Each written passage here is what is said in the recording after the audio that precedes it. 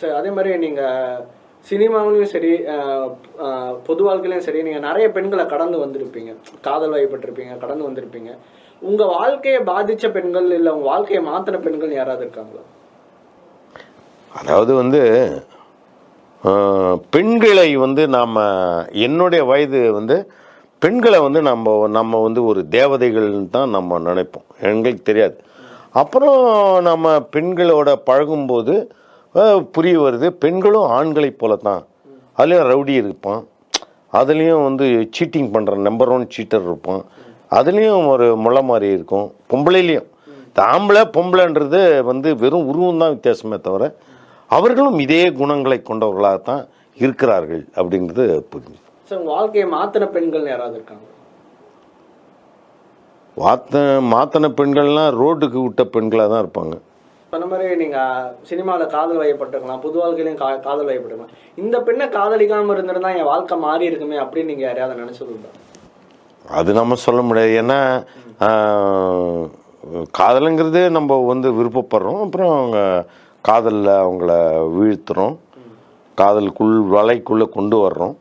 அப்படிலாம் செய்யும்போது அப்படி சில தவறுகளை செஞ்சோன்னு மட்டும் தோணும். சில தவறுகளை அப்படி நாமளே வந்து இப்படிப்பட்ட தவறுகள் செய்யாமல் இருந்திருக்கலாம் அப்படின்பது. அப்படிப்பட்ட தவறுகளைத்தான் நான் வந்து என்னுடைய திரைப்படங்களில் சொல்கிறேன். காமம் என்பது உங்களை இப்படியெல்லாம் தவறான பாதை கொண்டு போகும், உங்களுடைய வாழ்க்கையை சீரழிக்கும்.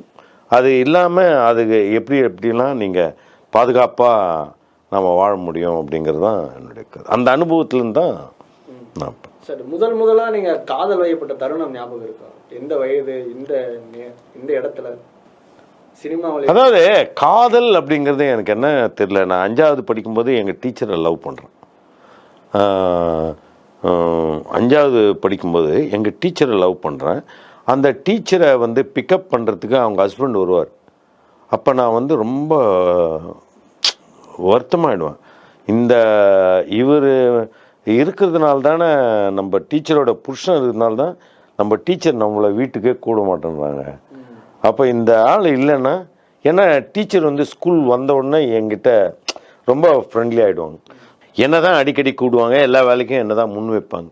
அப்போ நான் நினச்சேன் டீச்சருக்கு என்ன தான் பிடிக்குது. ஆனால் வந்து இந்த ஹஸ்பண்ட் இருக்கிறதுனால நமக்கு ஒரு பெரிய தடையாக இருக்கு. இந்த ஹஸ்பண்ட் இல்லைன்னா நம்மளை டீச்சர் வந்து நம்மளும் டீச்சருமே வீட்டில் இருக்கலாம் போல இருக்கு. அப்போ இந்த ஆள் செத்துற மாட்டாரா அப்படிங்கிற மாதிரி ரொம்ப குரூரமாக யோசித்தது தான் எனக்கு அந்த வயதில் வந்து.